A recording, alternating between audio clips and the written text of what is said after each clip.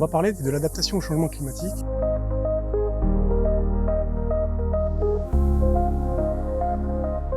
En 2019, on a eu un coup de chaud assez important.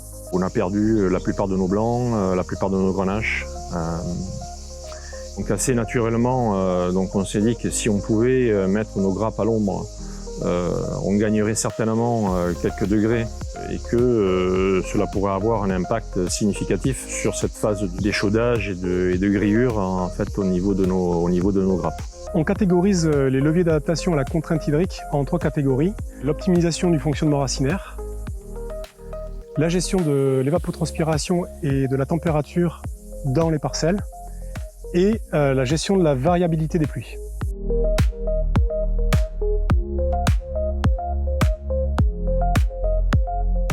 Dans toutes ces catégories, il existe tout un tas de leviers. Et aujourd'hui, et en tout cas ici au domaine de Mortiès, on travaille principalement sur la gestion du plan de palissage, où on va faire retomber la végétation du côté le plus exposé au soleil, ou alors on fait retomber des deux côtés. Et qu'on va comparer à des filets d'ombrage que l'on voit derrière moi, ici, que l'on peut mettre soit en filet simple comme ici, ou soit en filet double, on les met des deux côtés. On commence généralement par palisser l'intégralité de la parcelle. Ça nous permet de conduire en fait un peu mieux le feuillage, de dépalisser dans un deuxième temps et de vraiment pouvoir conduire notre vague assez facilement.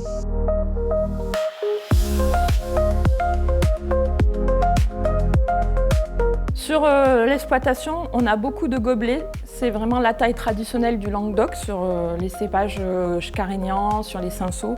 Et sur cette taille-là permet d'avoir une ombre portée sur le raisin, une ombre au sol et une aération dans la souche. On a massivement palissé les vignes pour permettre une meilleure mécanisation. Pour retrouver cet effet gobelet, on a décidé de ne pas palisser pendant le printemps les vignes. Au printemps, on ne palisse pas, sauf les passages de tracteurs pour pouvoir traiter efficacement.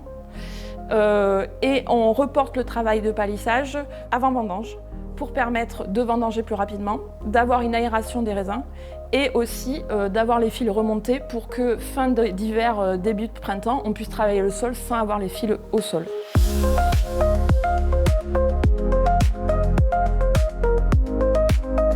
Un résultat très intéressant puisqu'on arrive à diminuer la température par rapport à un témoin où on n'est pas lissé de 8 à 10 degrés. Et après, en termes de gestion de l'eau, d'économie d'eau à la parcelle, on a un meilleur résultat sur les filets que sur la vague. Mais on diminue ici de 25% par rapport au témoin et on a d'autres endroits où on diminue la consommation en eau de 50%.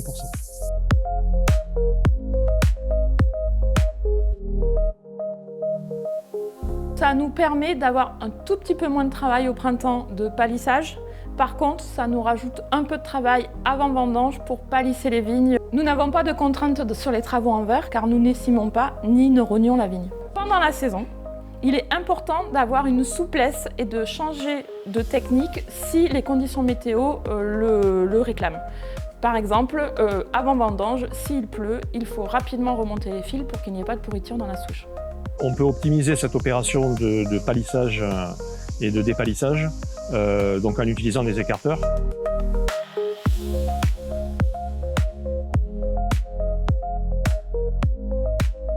Suite aux expérimentations, cette année, nous avons réfléchi le palissage en fonction des cépages, mais aussi de l'orientation des parcelles.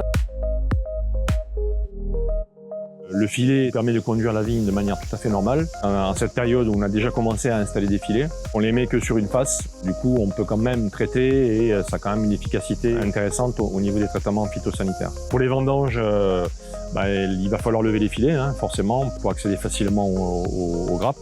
C'est un temps qui est pas très important au regard de l'impact positif qu'a le filet pour la protection des grappes.